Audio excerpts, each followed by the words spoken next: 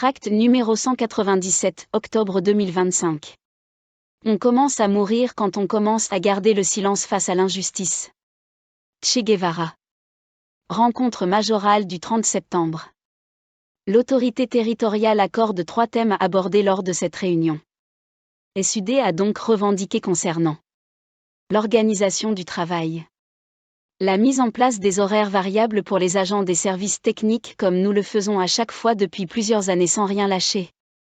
Il nous a été rabâché toujours la même rengaine provenant des ressources humaines que s'il était permis à l'agent des services techniques d'arriver lors d'une plage horaire, cela mettrait en retard le départ au chantier. Comprenez que le temps de s'habiller, de prendre les instructions et d'armer le camion fait que l'équipe de chantier ne peut partir en chantier de suite. Notez bien que l'autorité territoriale n'a jamais semblé convaincue par cet argument. Nouvelle époque, les autres syndicats viennent de nous rejoindre. Un changement de ton, de circonstance, est apparu. L'autorité territoriale, même s'il a été noté qu'à chaque rencontre, nous revenions sur le dossier, a déclaré enfin qu'elle ne disait pas non prenant le temps de la réflexion pour étudier sa faisabilité. Nous sommes toi accent grave fait prêts à confronter nos arguments avec les RH s'il le faut mais on ne va pas lâcher. Pourquoi alors avoir fait voter les agents en 2022 ? 5 ans pour établir la semaine de 5 jours, ça fait beaucoup. Et cela fait bien plus de temps que la direction affirme travailler sur le sujet. SUD a sollicité de pouvoir participer en amont à la réflexion. La possibilité pour les agents d'entretien des écoles de pouvoir commencer plus tôt pour finir plus tôt. Là encore, la municipalité se cache derrière un courrier du rectorat qui au final ne fait qu'indiquer qu'en cas d'accident, ce ne sera pas de sa responsabilité. Nous avons argué que dans la majorité des autres villes, les agents commençaient plus tôt.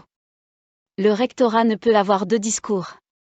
Nous avons bien l'intention de relancer par courrier la maire sur ce dossier. Titularisation, chaque titularisation d'arraché est pour le collègue concerné l'assurance d'un avenir un peu moins sombre. Beaucoup de ces agents, à majorité féminine, qui ont effectué de nombreuses années de précaire peuvent enfin entrevoir un autre avenir. Et chaque agent fonctionnalisé participe à pérenniser notre caisse de retraite, tout le monde est gagnant. Là encore, nous n'avons jamais lâché, revenant sans cesse sur le dossier. Cette année au CCAS, SUD a noté avec satisfaction que notre lutte pour la titularisation au CCAS a fini par payer. C'est ainsi que quelques 10 aides à domicile sont concernées par la procédure de titularisation. Nous souhaitons la bienvenue en tant que fonctionnaire. Par contre, ce n'est pas le cas au CTM ou dans les écoles par exemple. Évaluation. La campagne d'évaluation 2025 est déjà commencée. Il nous a semblé des plus importants d'intervenir sur le sujet pour éviter les couacs que l'on rencontre chaque année. Nous avons revendiqué à nouveau l'indispensable harmonisation dans l'appréciation des critères, regrettant au passage l'automaticité de la baisse en cas de sanction. Et pourquoi aussi attendre l'évaluation quand on a des reproches à faire à l'agent ? Nous avons rappelé des faits comme l'agent qui n'a aucun retard ou aucune absence et à qui on refuse l'excellent. L'adjoint au personnel a fait part de son accord avec notre critique mais maintenant il faut l'appliquer alors. Et puis nous n'avons pas vraiment eu de réponse globale à cette revendication. NB1, l'autorité territoriale est intervenue pour nous signifier qu'elle entendait, dans le cadre des élections municipales, faire des propositions sur le régime indemnitaire, la participation aux mutuelles, le nombre de chèques déjeuner, etc.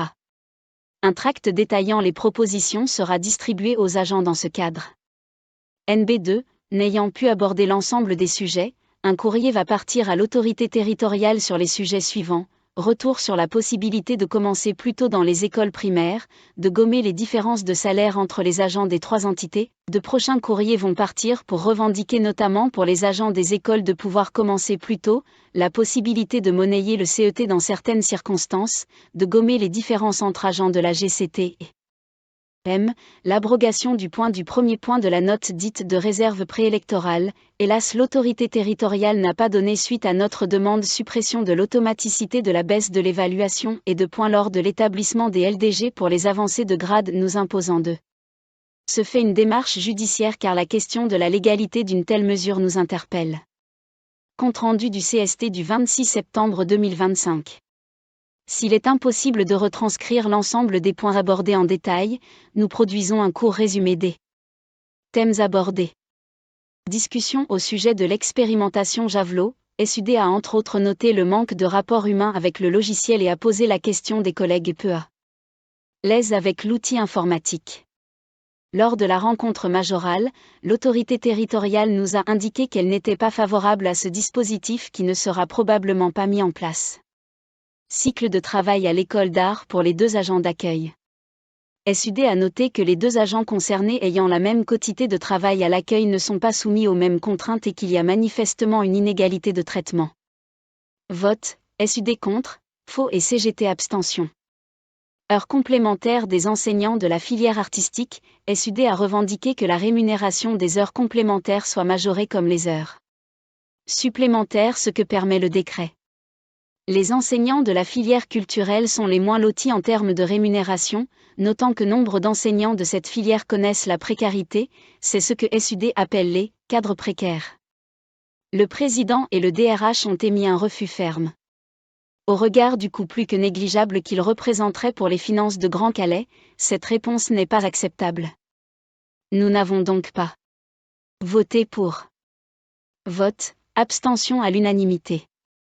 Astreinte cadres exceptionnels Varan. SUD a revendiqué que les heures complémentaires ou supplémentaires soient bien à l'adresse de tous les agents des 3 entités. Le président a répondu qu'il s'y engageait.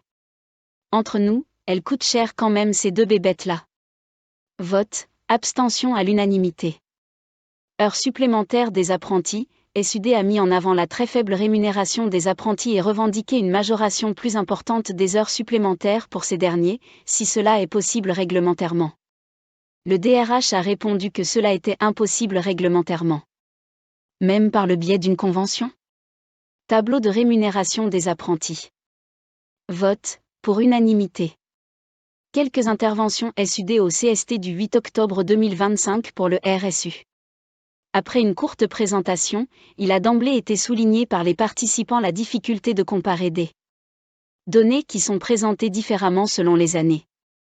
SUD, il y a une baisse de 17 agents permanents. Madame la secrétaire précise qu'il faut se baser sur les ETP et que la baisse n'est que 5 ETP. SUD, il faut noter la baisse de 2,1% de fonctionnaires par rapport à 2023. SUD, les fiches de poste pour les recrutements sont surcotées. Elles limitent certainement le nombre de postulants fonctionnaires. Le président, s'ils ne correspondent pas aux critères, la collectivité se tournera vers les contractuels. SUD a revendiqué pour l'ensemble des recrutements une priorité à l'interne. SUD, concernant les absences, la lenteur de certains reclassements, statutaires ou fonctionnels, jusqu'à 1 an, sont trop longs engendrant des difficultés financières et morales supplémentaires à l'agent ainsi qu'un coût certain. À la collectivité aussi. Il faut revoir la procédure. SUD revendique une modification de l'emploi du temps de l'agent à temps incomplet ou partiel afin qu'il n'ait pas à faire sa formation de préparation à un concours sur son temps libre. Le président refuse. SUD note une baisse des conseils de discipline passant de 24 en 11-2023 à 2024. Il est remarqué que dans la très grande majorité des cas, les conseils de discipline ont donné un avis bien au-deçà de la sanction proposée. Conclusion, il serait préférable de discuter en amont avec les syndicats. Le président s'en tiendra à la réponse que le choix de la sanction est compétence de l'autorité territoriale. SUD, un certain nombre d'agents lauréats de concours ces dernières années n'ont pas été nommés. C'est peut-être aussi une des raisons pour lesquelles les agents vont voir ailleurs. SUD, les agents hésitent aussi avec les formations extérieures à Calais car ils ont obligé d'avancer l'argent. SUD affirme son plein accord avec la revendication de pouvoir monétiser son CET lorsque l'agent se voit placé en retraite invalidité sans avoir pu l'utiliser. Quelques interventions SUD au CST du 9 octobre 2025 pour le RSU. Les RSU concernaient respectivement GCT et M et le CCAS. GCT et M. SUD note 11 fonctionnaires en 2024 en moins par rapport à 2023, ce qui correspond peu ou prou au départ en retraite rappelant que les fiches de poste pour les recrutements doivent correspondre aux fonctions des agents. SUD a réitéré le fait que nous avons du personnel des plus compétents alors pourquoi se tourner vers le privé qui est bien plus cher ? SUD relève qu'il y a un transfert de postes de fonctionnaires vers les contractuels, très peu de jeunes de moins de 30 ans, 3% des effectifs. Il ne faut pas s'étonner que la pyramide des âges soit élevée. SUD a relevé qu'il y avait 14 agents en disponibilité dont 4 pour raison de santé. Restent 10 agents dont certains sont partis car ils étaient en souffrance. C'est inacceptable, l'administration doit réagir. SUD a rappelé le fait que nombre de collègues lauréats de concours ne sont pas nommés.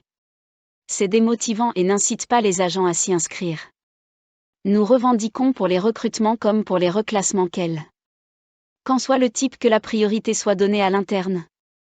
SUD a noté que le nombre de sanctions disciplinaires est en baisse. Là encore, les avis des conseils de discipline sont quasiment tous en deçà de la sanction proposée par SCOSI. Dès le départ, l'avis des syndicats n'est pas en compte. Le président s'en tiendra à sa sempiternelle réponse que le choix de la sanction est une compétence de l'autorité territoriale. SUD a sollicité la copie du courrier ou de la note envoyée au sous-préfet indiquant le montant notamment des 10 plus hautes rémunérations brutes non chargées afin de pouvoir comparer. Le président a refusé. SUD a répondu qu'il sollicitera certainement la CADA pour avis. SUD précise que s'il y a une baisse des absences, cela est dû principalement à la carence mais que celle-ci pourrait être plus forte si l'administration accélérait les procédures de reclassement. CECAS. SUD a dénoncé la baisse de 12 fonctionnaires et 5 contractuels permanents entre 2024 et 2023. C'est la plus forte baisse des 3 entités, villes, GCT et CCAS. Cette baisse est généralisée. Elle est vraie dans le service d'aide à domicile comme dans tous les autres services, les résidences, etc. Le camarade rappellera qu'un peu de 10 ans en arrière, nous dépassions les 300 agents. SUD, la baisse des absences due aux arrêts principalement due à la carence. SUD a à nouveau dénoncé aussi les contrats à la semaine alors que l'on sait que l'agent remplacé ne reviendra pas avant plusieurs mois. Avant un arrêté était pris jusqu'au retour de l'agent. Le président indique ne pas comprendre non plus ce mode de fonctionnement, qui par ailleurs surcharge le RH, SUD, à l'instar de la ville où GCT et a revendiqué pour les reclassements que la priorité soit donnée aux agents du CCAS pour les postes libres. Pourquoi tant de contractuels ? Lors des conseils municipaux, nous voyons trop souvent que aucun fonctionnaire correspondant au profil recherché n'a postulé. La bonne question à se poser est pourquoi ? La fiche de poste n'est pas la ville de Calais est-elle un répulsoir ? Sûrement pas à ce point. Alors ? Les fiches de poste sont-elles trop chargées et effraient ? L'administration préfère-t-elle une contractuelle ? Etc. Question évaluation professionnelle, peut-on solliciter d'être accompagné ? Les entretiens d'évaluation professionnelle ont commencé plus tôt que d'habitude pour cause de proximité d'élections municipales. Une petite mise au point est nécessaire car nous avons été interpellés sur la possibilité de se faire accompagner pendant son entretien professionnel annuel. L'entretien professionnel est considéré comme un moment d'échange bilatéral entre un agent et le supérieur hiérarchique direct, en espérant qu'il n'ait pas lieu que cette seule fois. Ainsi, ce dernier ne peut pas être accompagné de l'autorité territoriale, de son adjoint ou de son propre responsable. Il en est de même pour le représentant syndical de l'agent. La seule entorse au système résulterait d'une grande tension entre les deux agents de sorte que la présence d'un tiers pourrait s'avérer indispensable. Merci d'avoir regardé. Si vous avez apprécié cette vidéo, n'oubliez pas de vous abonner, de mettre un pouce bleu, d'activer les notifications pour être informé de nos prochaines vidéos, et n'hésitez pas à partager sur vos réseaux sociaux. Votre soutien est essentiel pour nous. À bientôt sur votre chaîne Sud CT 62.